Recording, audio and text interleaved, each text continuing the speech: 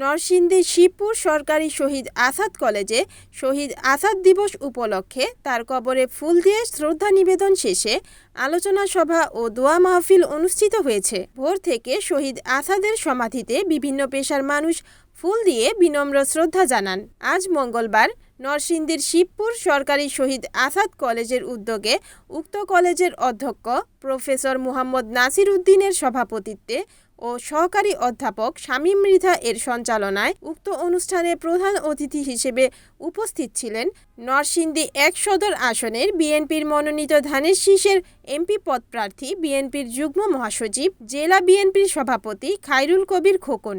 এ সময় আরও উপস্থিত ছিলেন নরসিংদী ৩ শিবপুর আসনের বিএনপির মনোনীত ধানের শীষের এমপি পদপ্রার্থী ও জেলা বিএনপির সেক্রেটারি আলহাজ মঞ্জুর এলাহি, জেলা বিএনপির সহসভাপতি তোফাজ্জল হোসেন মাস্টার ও যুগ্ম হানিফ মাহমুদ প্রমুখ।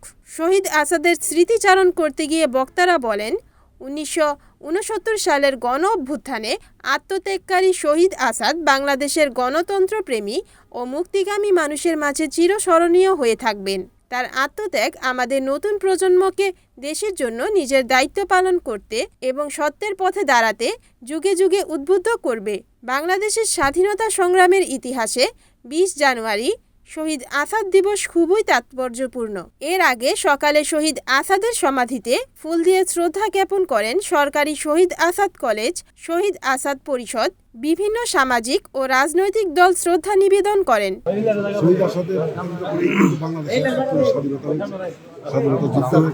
বাংলাদেশ স্বাধীন হয়েছে, সে কারণে আমি মনে করি শহীদ আসাদের অপর নাম কিন্তু বাংলাদেশ।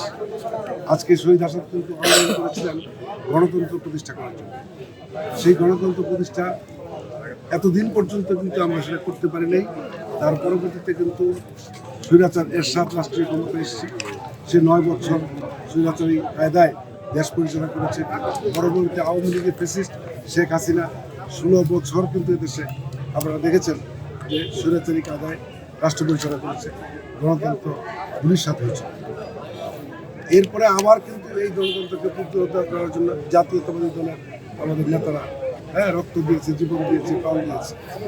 এখন আমরা মনে করি বাংলাদেশ একটা বাসযোগ্য একটা অবস্থানে আসছে।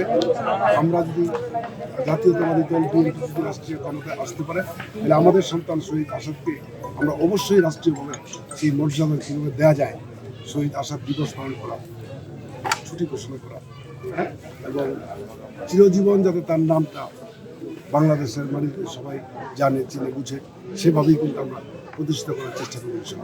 যে আমাদের এই দলের চেয়ারম্যান এবং দীর্ঘ ১৭ বছর তিনি প্রবাসী থেকে এই দেশের জনগণ ঐক্যবদ্ধ করেছেন, উজ্জীবিত করে অনুপ্রাণিত করেছেন। অনুপ্রাণিত করে আজকে এই যে মুক্ত পরিবেশ পেয়েছি, তার যে অবদান, সেই অবদানের কারণেই আমরা ঐতিহাসিক ছাত্র অভ্যুত্থানের মধ্যে দিয়ে আমরা একটা ফেসিবাদ মুক্ত বাংলাদেশ পেয়েছি। এবং আগামী দিনে যে ভোটাধিকার, এই দেশের মানুষ ভোটাধিকার থেকে বঞ্চিত ছিল, নির্দলীয় নিরপেক্ষ সরকারের অধীনে সুষ্ঠু নিরপেক্ষ নির্বাচনের যে দাবি আমরা করে আসছিলাম, সেই দাবিটি ইনশাআল্লাহ আগামী ত্রয়োদশ জাতীয় সংসদের নির্বাচনে আগামী ফেব্রুয়ারি মাসের 12 তারিখে যে অনুষ্ঠিত হতে যাচ্ছে, সেই নির্বাচনে আমরা আশা করবো জনগণ যেন স্বতঃস্ফূর্তভাবে তাদের যে ভোটাধিকার, তার যে মূল্যবান ভোট, আমার ভোট আমি দিব, যাকে খুশি তাকে দিব, দেখে শুনে যোগ্য ব্যক্তিকে দিব, সেই আমানতের খেয়ানত করবে না যে দল। এবং যে জনগণের যে সরকার, এই রাষ্ট্রের মালিক, ভূখণ্ডের মালিক, এই দেশের মালিক, এই সংবিধানও রয়েছে, এই দেশের সার্বভৌম দেশের জনগণ। তাই জনগণের প্রত্যক্ষ ভোটে নির্বাচিত সরকারই দেশ পরিচালনা করবে। তাই আগামী দিনের জন্য জনগণের ভোটে নির্বাচিত হয়ে তো জনগণের সরকার প্রতিষ্ঠা হয়, তখনই আমাদের আসাদের যে স্বপ্ন ছিল, তার যে আদর্শ ছিল, যেই জন্য তিনি আজীবন লড়াই করেছেন, তিনি জীবন উৎসর্গ করেছেন, যে শহীদ হয়েছেন, তার আত্মার শান্তি পাবে।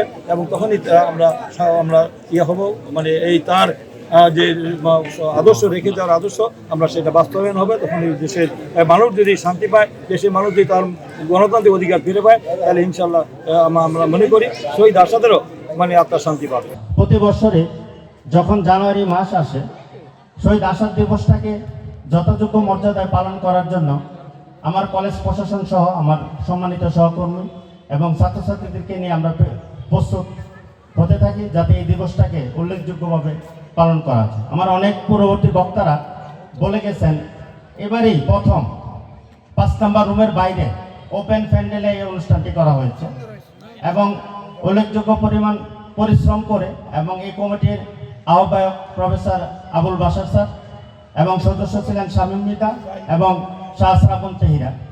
রিপোর্ট বশির আহমদ মোল্লা, NNTV, নরসিংদী।